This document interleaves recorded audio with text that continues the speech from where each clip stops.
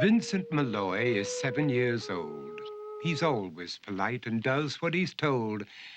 For a boy his age, he's considerate and nice. But he wants to be just like Vincent Price.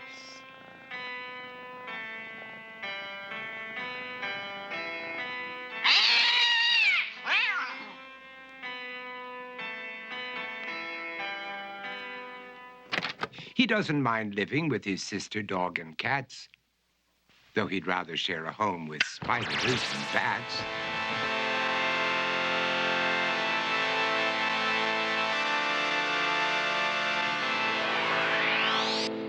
There he could reflect on the horrors he's invented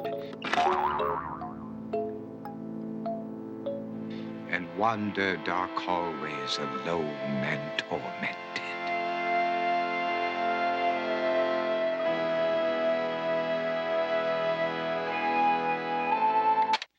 Vincent is nice when his aunt comes to see him, but imagines dipping her in wax for his wax museum.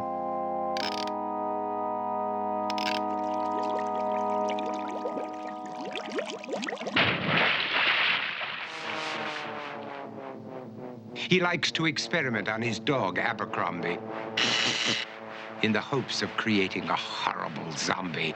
So he and his horrible zombie dog could go searching for victims in the London fog.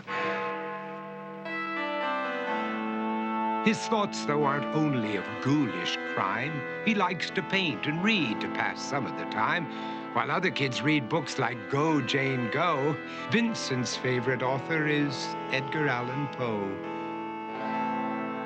One night, while reading a gruesome tale, he read a passage that made him turn pale. Such horrible news he could not survive, for his beautiful wife had been buried alive.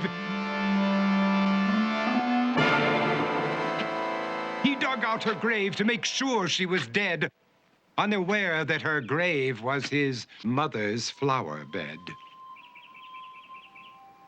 His mother sent Vincent off to his room.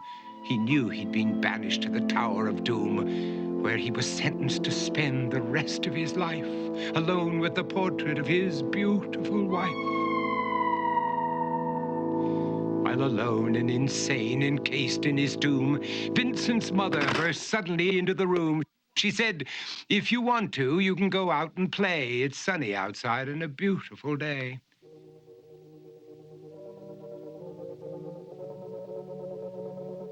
Vincent tried to talk, but he just couldn't speak. The years of isolation had made him quite weak. So he took out some paper and scrawled with a pen, "I am possessed by this house and can never leave it again." His mother said, "You're not possessed and you're not almost dead. These games that you play are all in your head. You're not Vincent Price, you're Vincent Malloy. You're not tormented or insane, you're just a young boy. You're 7 years old and you are my son. I want you to get outside and have some real fun." Her anger now spent, she walked out through the hall.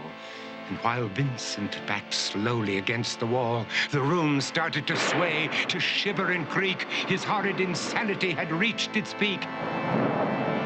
He saw Abercrombie, his zombie slave, and heard his wife call from beyond the grave. She spoke from her coffin and made ghoulish demands, while through cracking walls reached skeleton hands. Every horror in his life that had crept through his dreams swept his mad laughter to terrified screams. To escape the madness, he reached for the door, but fell limp and lifeless down on the floor. His voice was soft and very slow as he quoted The Raven from Edgar Allan Poe. "And my soul from out that shadow that lies floating on the floor shall be lifted nevermore."